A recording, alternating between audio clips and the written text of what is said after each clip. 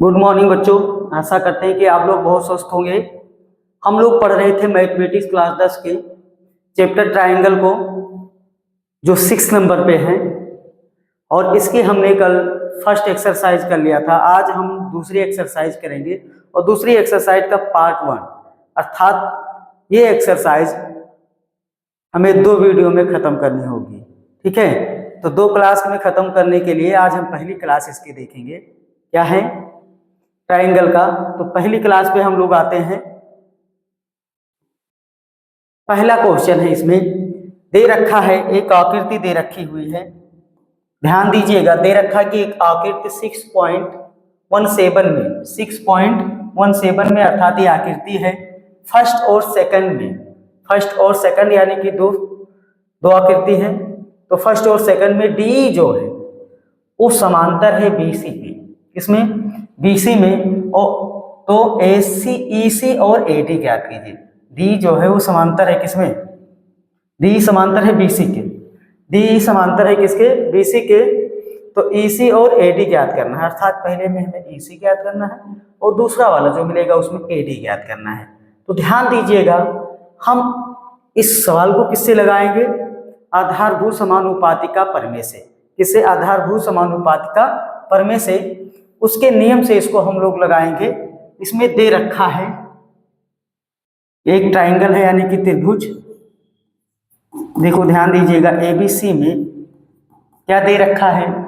D जो है वो समांतर है। किसके समांतर है? बीसी के। डी भुजा समांतर है बीसी के। तो हमें पहले में यहां निकाल लेना है ईसी। ठीक है, क्या निकाल लेना है? ईसी। तो हम लोग आ जाएंगे इसे आधारभूत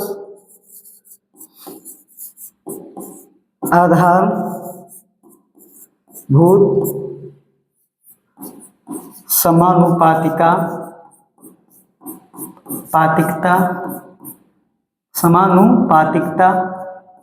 प्रमेय। किससे लगाएंगे? आधारभूत समानुपातिकता प्रमेय से। इंग्लिश में इसको कहते हैं बीपीटी। क्या कहते हैं? अब बीपीटी, अभी कहोगे बीपीटी, तो बीपीटी का जो फुल फॉर्म होता है वो होता है बेसिक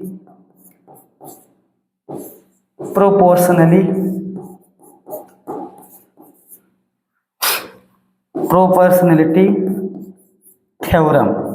क्या होता है? थ्योरम। ठीक है, प्रोपोर्शनलिटी थ्योरम। इसको ही हम लोग आधारभूत समानुपातिकता प्रमेय कहते हैं। तो इस नियम से इसको लगाएंगे। ये प्रमेय क्या होता है? जैसे ये भुजा समांतर है, डीई किसके समांतर है? बीसी के। तो जो एडी और डीबी का जो अनुपात होगा, इस वाले अनुपात से क्या होगा? बराबर होगा। इसी वजह इसको हम लोग क्या कहते हैं? समान अनुपात। कैसा अनुपात? समान अनुपात। किसका अनुपात? जैसे यहाँ पर ध्यान दीजिएगा, जो ये भुजा एडी है, एडी अनुपात क्या बनेगा? डीबी इज इक्वल टू ये बनेगा एई अपान ईसी। इस भुजा का जो अनुपात आएगा, जो अनुपात, मान लिया अगर इसका 1/2 आना है तो इसका भी 1/2 ही आएगा। भले वहां पर वैल्यू कोई डिफरेंट हो, अलग हो, इससे मतलब नहीं है। जिसे यहाँ देख लीजिएगा 1.5 है और यहाँ 1 ही है, तो 1.5 और 1 पॉइंट अलग अलग हुआ ना, लेकिन इसका मतलब नहीं, इनका अनुपात समान होगा। क्या समान होगा? अनुपात, अर्थात रेशियो इनका समान होगा। इसी वजह इनको हम लोग कहते हैं समानुपातिकता प्रमेय से। और कैसे होते हैं? प्रोपोर्शनली होते हैं। क्या होते हैं? प्रोपोर्शनली होते हैं। तो देखो यहाँ पर ये वैल्यू दे रखी है, इसी वैल्यू के सहारे हम इनको निकालेंगे। अब यहाँ देखा जाए तो एडी की जो माप है, आपको पता होगा एडी की जो वैल्यू है वो क्या है? 1.5। क्या है? 1.5। डीबी की जो वैल्यू है वो कितना है? 3 है। एई की वैल्यू हमें पता है 1 है। हमें ईसी यहाँ से निकाल लेना है। ईसी नहीं पता है, ईसी इसको निकाल लेना है। तो यहाँ से देखो ईसी हम लोग निकालेंगे, तो यहाँ 1.5 है, पॉइंट यहाँ से हटाएंगे तो यहाँ 0 हो जाएगा। वैसे अगर देखा जाए तो 1.5 मतलब 1.5 लिखा है। क्या लिखा है? 1.5 लिखा है, और 1.5 का 2 गुना 3 होता है, अर्थात 1.5 का यहाँ पॉइंट हटाएंगे, 0 होगा, 15 कम 15, 15 दूना 30। ठीक है, तो वैसे आपको बन जाएगा क्या? यहाँ देखो क्या बनेगा, पॉइंट वहाँ से हटाओ या ना हटाओ तो ये हो जाएगा 1/2 और ये भी 1/2 क्या है EC, क्रॉस मल्टीप्लाई कराएंगे तो EC की जो वैल्यू है वो क्या हो जाएगी 2 हो जाएगी। यही, अब वो सभी सेंटीमीटर में थे तो इनको भी हम लोग सेंटीमीटर लिख देंगे, ठीक है, सेंटीमीटर। तो ये हुआ पहला। इसका आपको दूसरा देखो क्या करना है, यहाँ पर दूसरा है इसका, दूसरे में भी DE जो है वो भी इसी के समांतर है। ये थोड़ा चित्र क्या है, तिरछा बनना चाहिए, ये लग नहीं रहा है तो ये इसके समांतर है, ठीक है, सीधा बनना चाहिए, वो बन नहीं पाया है तो उस पर ध्यान ना दीजिएगा, सवाल पे ध्यान दीजिएगा कि हाँ ये तिरछा है, ये कैसे समांतर हो गया, समानांतर नहीं, ठीक है। तो ये रेखा एक दूसरे की क्या है, समांतर है। तो इसमें भी वही क्या लगाएंगे, BPT नियम से, BPT नियम से, बेसिक प्रोपोर्शनैलिटी थ्योरम से, अर्थात आधारभूत समानुपातिकता प्रमेय से।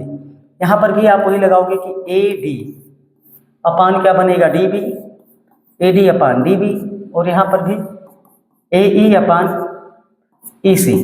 देखो यहाँ क्या क्या दे रखा है, यहाँ AD ही नहीं दे रखा है, तो AD जिसको नहीं दे रखा है उसको कोई प्रॉब्लम नहीं, उसको हम लोग नहीं लिखेंगे, AD को छोड़ देंगे।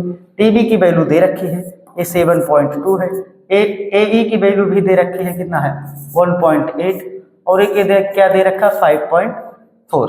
ध्यान दीजिएगा यहाँ भी एक अंक बाद पॉइंट है, यहाँ भी एक अंक बाद है, पॉइंट से पॉइंट का काम क्या होगा, कैंसिल हो जाएगा। यहाँ क्या बचेगा, ध्यान दीजिएगा आपको, तो यहाँ से आप देखोगे तो क्या बचेगा, यहाँ तो AD है, यहाँ है 7.2, यहाँ से देखो पॉइंट हटेगा, 18 कम 18 त्याई 54, यानी कि 1/3 हो जाएगा। 7.2 से तिरछा गुणा कराओगे तो AD की जो वैल्यू निकलेगी आपके पास, AD बराबर ये निकलेगा, ये 7.2/3, 7.2/3। अब इसको काटना है, हम लोग काट देंगे, देखो काट कैसे देते हैं, ये 3 1 जा 3, इसको काटेंगे 3 2 जा 6, 1 बचा, पॉइंट लगा है, पॉइंट लगा देंगे, 12 हो जाएगा, 3 4 जा 12। तो जो AD की वैल्यू आएगी वो आपको मिल जाएगी कितना, 2.4 सेंटीमीटर, क्योंकि सभी वैल्यू सेंटीमीटर में है, तो ये भी आपकी क्या हो जाएगी, सेंटीमीटर में, ठीक है। आशा करें कि आप लोग को समझ में आ रहा होगा। आप लोग हमारे साथ बने रहिए, एकदम वादा के साथ कहते हैं कि आपको सारी चीजें समझ में आएगी। क्या है आगे देखें 2 नंबर पे, कि किसी त्रिभुज PQR की भुजा PQ और PR पर क्रमशः बिंदु E और F स्थित है, बिंदु E और F स्थित हैं, एक त्रिभुज है। देखेंगे क्या है, एक त्रिभुज है,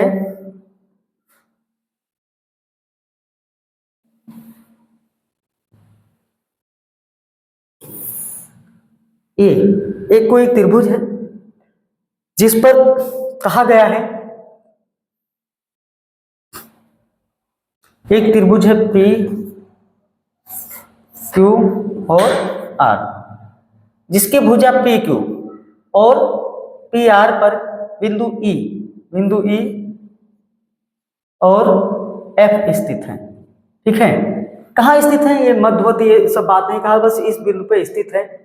तो जो बिंदु स्थित हैं उनको क्या करें, हम लोग एक दूसरे से मिला दें, क्या करें, इस बिंदु को एक दूसरे से ऐसे मिला दें, समझ रहे हैं ना बात को, इसको मिला दिया गया। अब इसमें यही कहा गया है कि PE is equal to 3.9, EQ is equal to 3 centimetre, PF is equal to 3.6 और FR is equal to 2.4 centimetre है, स्थित हैं। तो देखो निम्नलिखित में प्रत्येक स्थिति के लिए बताइए कि क्या EF QR के समांतर है। अब देखो समांतर कब होगा, जब अभी हम जो आधारभूत समानुपातिका प्रमेय लगाते हैं उसमें यही कहा था समान अनुपात, क्या कहता है, समान अनुपात, अर्थात इन दोनों रेखा जो भी है इनका अनुपात इस अनुपात के बराबर हो जाएगा, तब तो ये एक दूसरे के समांतर होंगे, अन्यथा समांतर नहीं होंगे। तो हमें नियम पता है, सिंपल से, हमें ज़्यादा कुछ करना नहीं है। क्या करना है, इसको लिखें या ना लिखें, बस ये जान लीजिएगा हम चित्र आपको बना दिए हैं। फर्स्ट में आपको देखेंगे, अब चाहो तो लिख भी लो कि PE की जो वैल्यू है कितना है, ये देखो 3.9 सेंटीमीटर है, EQ कितना है 3 सेंटीमीटर है, PF 3.6 और FR 2.4 सेंटीमीटर, ये दे रखा है, ध्यान दीजिएगा। अब हम लोग लगाएंगे कि आधारभूत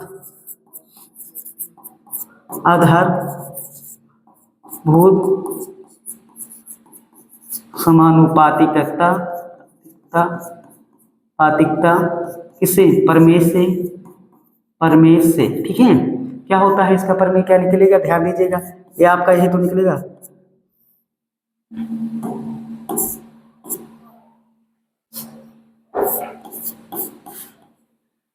पीई, पी अपान क्या निकलेगा, E Q, P upon E Q is equal to क्या निकलेगा, P F upon F R. ध्यान दीजिएगा, पीई की जो वैल्यू है वो क्या है, सॉल्व करना है, केवल हमें सॉल्व करना है, सॉल्व करते हुए जाएंगे। पीई की वैल्यू है आपके पास 3.9, 3.9। ई क्यू की वैल्यू जो है आपके पास 3, कितना है 3, इज इक्वल टू यहाँ देखेंगे पी एफ की जो वैल्यू है वो 3.6 है, और एफ आर की वैल्यू कितना है 2.4, कितना 2.4, यही ना है, ध्यान दीजिएगा। ये पानी क्यों, ये पान F R, P Q P R, P Q पर ई और एफ। ठीक, अब इसको हम लोग सॉल्व कर लेंगे। चलो सॉल्व करते हैं, देखो क्या मिलता है, सॉल्व करते हैं क्या मिलता है, इसको सॉल्व करें हम लोग।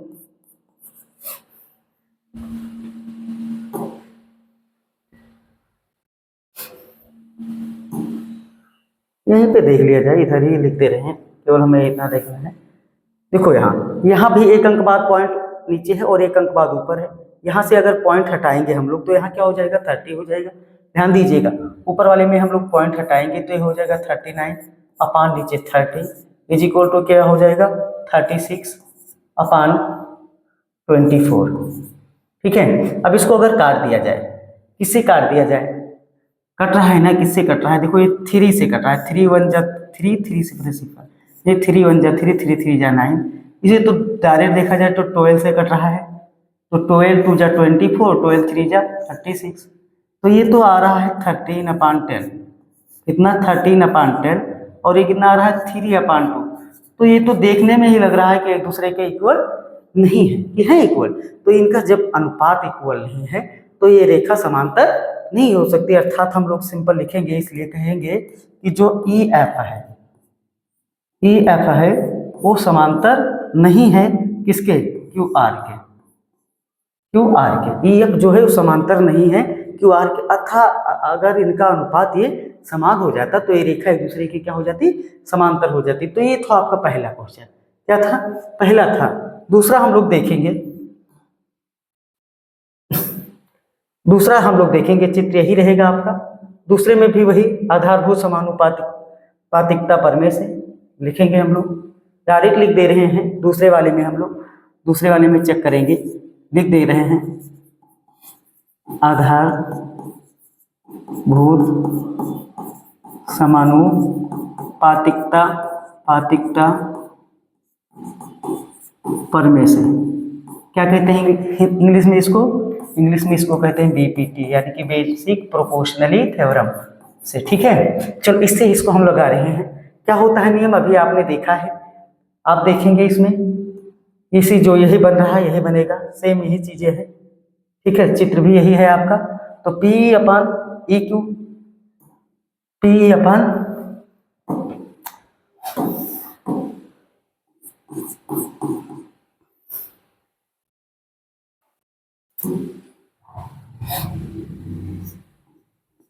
P upon E Q is equal to क्या, P F upon F R, ये तो बनेगा। अब ये आपका थ्योरम है, यहाँ से हम लोग देखो वैल्यू इनकी दे रखी है, सेकंड वाले में क्या दे रखे हैं, पी की वैल्यू 4 दे रखी है, ई क्यू या क्यू ए की 4.5, पी एफ की 8 और ये 9। ध्यान दीजिएगा, ये 4 दे रखी है, ये 4.5, ये आपकी 8 दे रखी है और ये आपकी 9 दे रखी है। ठीक, ध्यान दीजिएगा।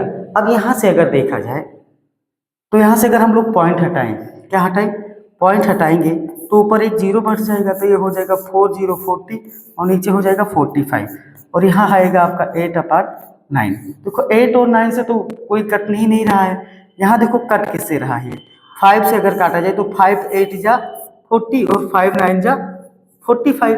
तो इसमें आप देखोगे कि दोनों चीज़ें जो है 8/9 ये भी है और ए भी 8/9 है।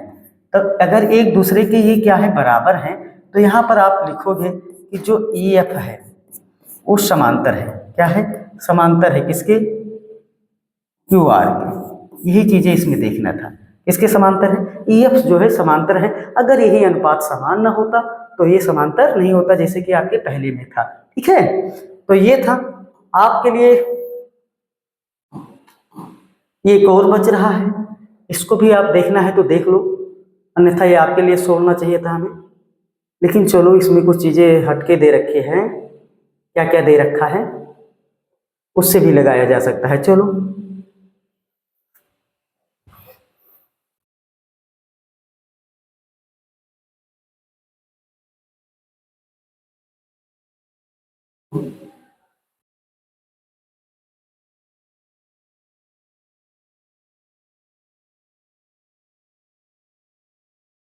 यहाँ देखिएगा, एक चित्र बना ले रहे हैं हम लोग। यहाँ पे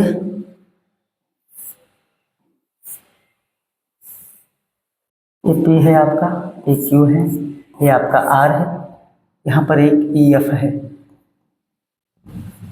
यहाँ पे EF है। ध्यान दीजिएगा, ये चीजें इसकी दी रखी है। पीछे से हमें लिखना पड़ेगा इसको। क्या लिखना पड़ेगा? ध्यान दीजिएगा, जो चीजें दे रखी है तीसरे वाले क्वेश्चन में।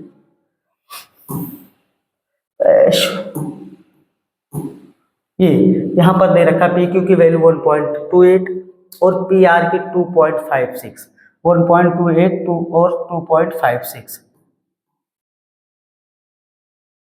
ठीक है, 1 पी ई की वैल्यू देखो 1.28 दे रखा है, और पी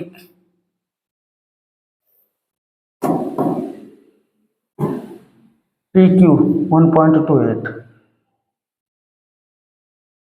और पी आर 2.56।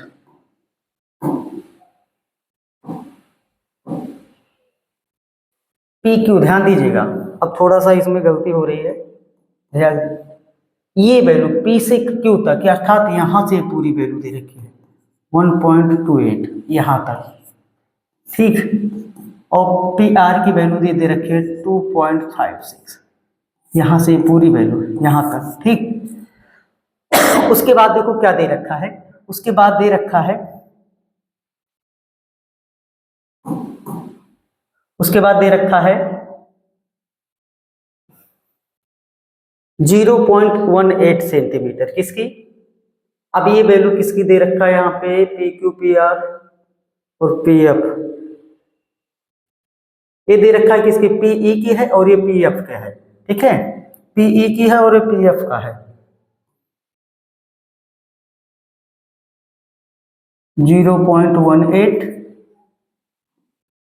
और ये दे रखा है 0.36, 0.36। ठीक है, ये चीजें दे रखा है। अब इनका अनुपात हमें निकालना है कि देखिए ई एफ जो है समांतर है कि नहीं है। तो वही नियम से, यानी कि बीपीटी नियम से इसको लगाएंगे हम लोग। बीपीटी से क्या करेंगे कि पीई जो है वो आपका क्या हो जाएगा? PE upon P Q, P upon P Q कर दे, इसके अकॉर्डिंग चले। और यहाँ पर भी ये पी एफ अपान क्या हो जाएगा? P R. ठीक है, तो ये हो जाएगा इनका अनुपात। तो पीई की जो वैल्यू है वो देखो 0.18 है और पी क्यू की जो वैल्यू है 1.28 है। ठीक है, यहाँ पर देखो पी एफ की वैल्यू 0.36 है और एक इसका हो जाएगा 2.56, 2.56। अनुपात इसका देखना है। यहाँ देखो, यहाँ पर भी एक एक अंक बाद देखो, 2 अंक बाद ऊपर भी दशमलव लगा हुआ है और 2 अंक बाद नीचे, इसमें भी। तो जहाँ जहाँ 2 अंक बाद है तो उसका काम क्या होगा? कैंसिल है, केवल 18 बटे हो जाएगा 128 और ये हो जाएगा 36/256 या 2। ठीक है, 36/256। अब क्या इसको काटा जाए? तो काटा जाए तो कट जाएगा। देखो किससे कटेगा? 18×5 = 18 छक्का 108। ठीक, और 18 सत्ते 126 हो रहा है। तो 126 किससे काट दिया जाए? इसको 2 से काटा जाए तो 2 9 18, 2 6 12, 2 चौक 8। इसको काटा जाए 4 9 36, 4 9 36, इसको काटो 4 6 24, 4 चौक 16। अब ये देखो, ये भी आ गया 9/64, कटेगा नहीं इसके बाद। तो ये आ जाएगा 9/64 और ये कितना आ जाएगा? ये भी 9/64। ठीक है, दोनों देख रहे हो कि बराबर है, और जब बराबर है तो ये रेखा आप कहोगे कि ए एफ जो है वो समांतर हो जाएगी क्यू आर के, ये एफ जो समांतर हो जाएगी किसके क्यू आर के। यहाँ पर देखो ये मिस प्रिंट है, क्वेश्चन में कर लीजिएगा, ये वैल्यू जो मिस प्रिंट है ये किसकी थी, अभी हम लोग रखे हैं 0.18 हम लोग रखे हैं किसकी, पीई की, वो पीई है, इसी वजह कंफ्यूजन हो रहा था। ठीक है, तो उसको आप पी कर लीजिएगा।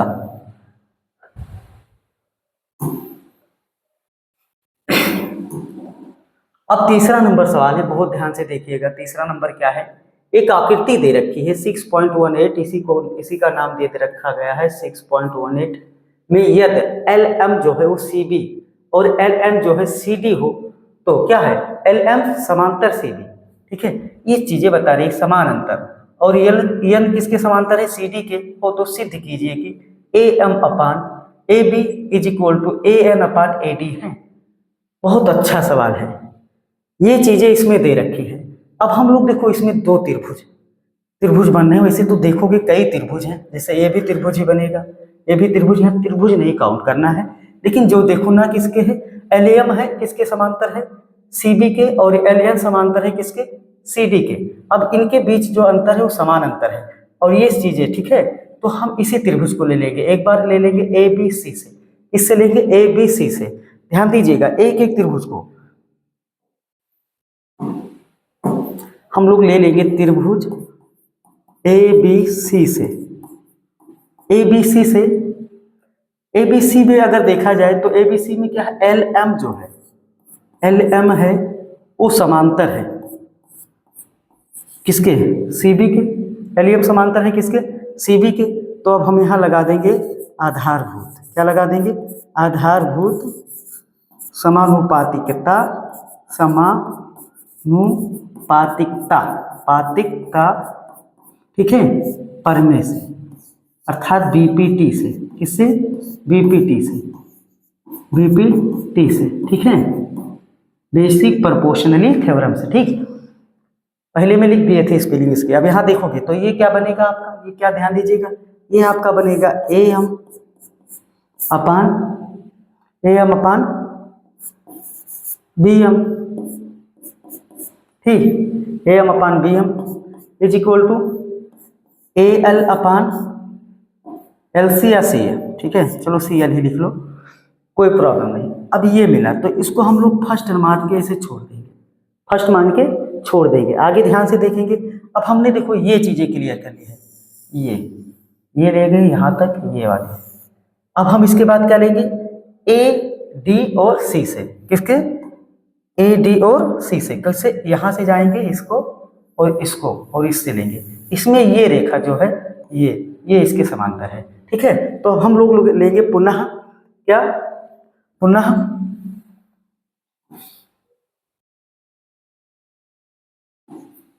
पुनः त्रिभुज ए डी सी में, या ए, ठीक है, ए डी सी में आप क्या देखो, यहाँ कुछ समांतर है, क्या समांतर है, एल जो समांतर है वो सी डी के, एल एन जो है वो समांतर है, एल एन समांतर है किसके, सी डी के। फिर यहाँ पर भी हम लोग लगा देंगे बीपीटी, शॉर्ट फॉर्म में लिखते रहे, ठीक है, बीपीटी से, क्योंकि इससे पहले लिख दिया गया है। अब यहाँ देखो बीपीटी से क्या लगाओगे, क्या बनेगा, A N upon N D, A N upon N D, A N upon N D is equal to A L upon L C, A L upon L C. अब देखो ए एल अपान एल सी या ए L अपान C L, एक ही बात है ना, ये दोनों में कॉमन है, क्या है, यहाँ पर भी मिल रहा है और यहाँ पर भी मिल रहा है। तो अब हम लोग ध्यान देंगे, यहाँ पर दोनों में कॉमन मिल रहा है, इसको समीकरण नंबर जैसे सेकंड मानोगे तो यहाँ फर्स्ट से ऐसे लिखोगे कि समीकरण फर्स्ट व समीकरण सेकंड से, और जैसे इसको करोगे तो ये दोनों चीजें इससे कट जाएगी, क्योंकि ये दोनों में कॉमन है तो कट जाएगी। यहाँ से केवल आपको बचेगा A M upon B M, क्या, A M upon B M, और यहाँ से क्या बचेगा, A M upon N D. ध्यान दीजिएगा, सिद्ध क्या करना है, अब ये चीजें तो हमें मिला, लेकिन सिद्ध करना क्या है, AM upon AB, AM upon AB, AM upon AB का AM अपान AB, और क्या AN अपान AD। अब देखो AB यहां मिल रहा है और AD यहां मिल रहा है। अब हमें प्रोसेस ध्यान दीजिएगा, नीचे हमें क्या लेना है, AB लाना है और यहाँ AD लाना है, यहाँ क्या लाना है, AB लाना है और यहाँ AD लाना है। तो ध्यान दीजिएगा, अब यहाँ हम कैसे AB और AD लाएंगे, तो एक व्युत्क्रम नियम लगा देंगे। क्या लगाएंगे, व्युत्क्रम नियम लगाएंगे, लेकिन व्युत्क्रम नियम पहले हम इस पे लगाएंगे। इसके ऐसे लिखेंगे कि व्युत्क्रम नियम से, कैसे, व्युत्क्रमानुपाती नियम से, व्युत्क्रमानुपाती से, व्युत्क्रमानुपाती से। जैसे इसका व्युत्क्रमानुपाती यानी कि इसका हम रेसिप्रोकल करेंगे तो ये चीजें पलट जाएगी, ये हो जाएगा BM अपान क्या हो जाएगा AM, और ये क्या हो जाएगा ND अपान AN। ध्यान दीजिएगा, अब ये हो गया। अब यहाँ ध्यान दीजिएगा, हमें लाना क्या है, लाना क्या है कि यहाँ लाना है AB और यहाँ क्या लाना है AD। अब यहाँ AB देखो, तो यहाँ AB लाना है, तो AB बराबर अगर देखा जाए तो AB बराबर हो जाएगा AM प्लस MB। AB बराबर अगर देखा जाए, ध्यान दीजिएगा, AB बराबर क्या होगा, AM प्लस MB या BM, ठीक, यही तो AM प्लस MB या BM, ठीक है। तो ये हो जाएगा, और क्या AD बराबर क्या हो जाएगा, AD बराबर क्या होगा, AD बराबर AN plus ND, AN plus ND। अब ध्यान दीजिएगा, AM तो है हमारे पास और ऊपर BM है, तो BM AM बनाना है, इतना इसको अगर बना दिया जाए और इसको इतना बना दिया जाए तो मिल जाए।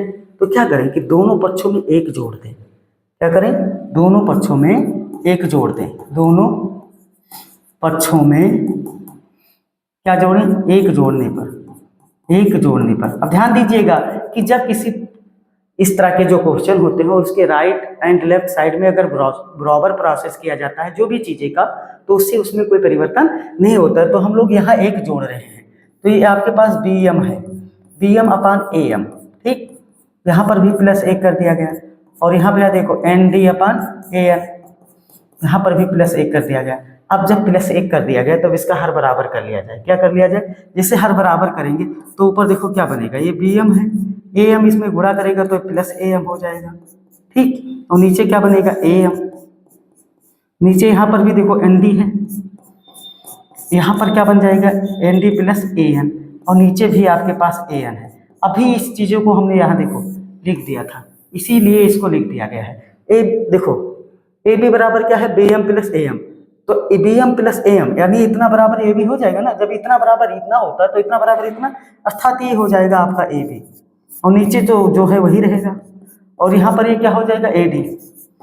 अब प्रूफ क्या करना है, प्रूफ करना था आपको, ध्यान दीजिएगा क्या प्रूफ करना है,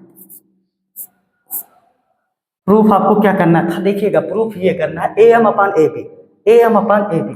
हमें क्या मिला है, AM ऊपर मिलना चाहिए। अब जब ऊपर मिलना चाहिए, जैसे व्युत्क्रमानुपाती नियम लगाए थे, फिर से अब पुनः व्युत्क्रमानुपाती नियम लगा देंगे, और जैसे पुनः व्युत्क्रमानुपाती नियम लगाएंगे तो हम अपने लक्ष्य तक पहुंच जाएंगे, पुनः व्युत्क्रमानुपाती नियम से, ठीक है। जैसे ये करेंगे हम लोग तो हम लोग अपने लक्ष्य तक पहुंच जाएंगे। लक्ष्य क्या है, AM अपान AB, क्या बनेगा AM upon AB is equal to AN upon AD, AN upon AD, ठीक है, AN अपान AD।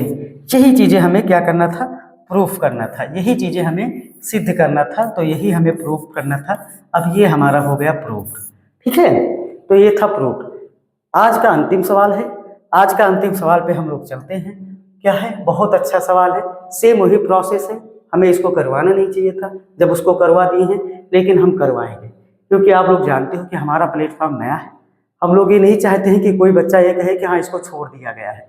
आप हमारे क्वेश्चन जो क्वेश्चन लगवाए जाते हैं उनको आप केवल प्रैक्टिस करिए, बाकी जितना भी सोल्यूशन है हम प्रोवाइड करवाने का मेरी फुल जिम्मेदारी है, और वो आपको साथ समय प्रोवाइड करवाया जाएगा।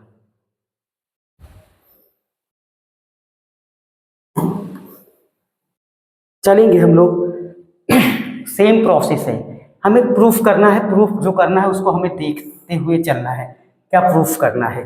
प्रूफ करना है V F upon F E is equal to B upon E C. अब ध्यान दीजिएगा इसमें समांतर क्या क्या है। समांतर देखो क्या है, एक डी जो है वो ए सी के समांतर है। कहाँ मिल रही डी? देखो ये यहाँ से ये जो डी ई है वो ए सी के क्या है? समांतर है। और डी एफ जो समांतर है, डी एफ किसके समांतर है? ए ई के। अब देखो जो समांतर है उसके अकॉर्डिंग हमें ही इसको सिद्ध करना है, तभी तो हम समानुपात पर में लगाएंगे। तो देखो समांतर, अब समांतर है तो पहले हम लोग ले लें ए बी सी से। किससे ले लें? ए बी सी से। ध्यान दीजिएगा, चलो हम लोग लिखते हैं यहाँ पे त्रिभुज ए बी सी से। ठीक, त्रिभुज ए बी सी में क्या चीजें दे रखी है?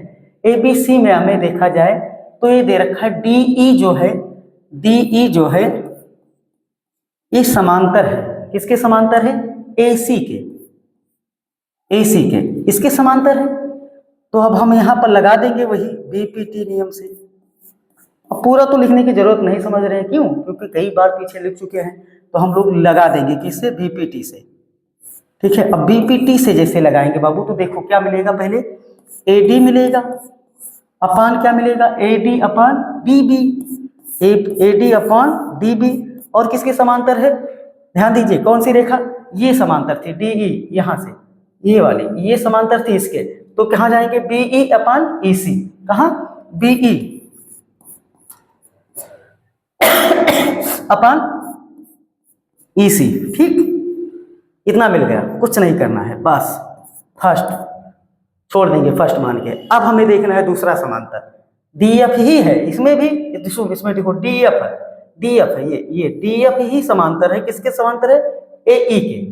अब जिसके समांतर है कहाँ तक? ई तक। अब हम लोग आ जाएंगे ए बी ई तक। दूसरा त्रिभुज कहाँ ले लेंगे? ए बी ई तक। ठीक है, अब ले लेंगे त्रिभुज ए बी ई से, या ए बी ई में भी कह सकते हैं। ठीक है, ए बी ई में देखा जाए तो हमें क्या मिल रहा है? ए बी ई में डी एफ जो है वो समांतर है। किसके? ए ई के। किसके समांतर है? ए ई के। अब डी एफ जैसे समांतर है ए ई के, तो ये यहाँ से तो देखो, यहाँ से तो डी ई से था दोनों समांतर, तो ये तो यही बनेगा A D upon D B. क्या बनेगा? A D upon D B, A D upon D B बराबर देखो क्या बनेगा, बराबर ध्यान दीजिएगा, बराबर क्या बनेगा? बी एफ अपान एफ ई, बी एफ अपान एफ ई, बी एफ अपान एफ ई। ठीक, इसको आप समीकरण नंबर सेकंड मान लीजिए। अब देख रहे होंगे कि लक्ष्य जो चाहिए था, लक्ष्य हमें क्या चाहिए था? बी एफ अपान एफ ई, जो यहाँ देखो मिल रहा है बी एफ अपान एफ ई। और पहले में भी हमें क्या मिल गया है? बी ई अपान ए सी, ये मिल गया है। बस समीकरण 1 और 2 से फट दे प्रूव कर दो। इसमें आपका व्युत्क्रम भी नहीं लगाना है, कोई भी नियम आगे नहीं लगाना है, इसमें बहुत आसान था। ठीक है, अब हम लोग केवल सिंपल क्या लिख दे? समीकरण फर्स्ट व समीकरण सेकंड से। जैसे फर्स्ट व सेकंड से करेंगे तो आपको यहाँ देखो क्या मिल जाएगा? बी एफ अपान एफ ई। और यहाँ से देखो जो कॉमन चीजें वो तो कट जाएगी ना, दोनों में कॉमन यही था, A D upon D B, वहाँ पर भी। और यहाँ B E upon E C, B E upon E C, B E upon E C, यही चीजें हमें प्रूव करना था। ठीक है, तो आशा करते हैं कि आज वाली क्लास आप लोग को बहुत अच्छे से समझ में आई होगी।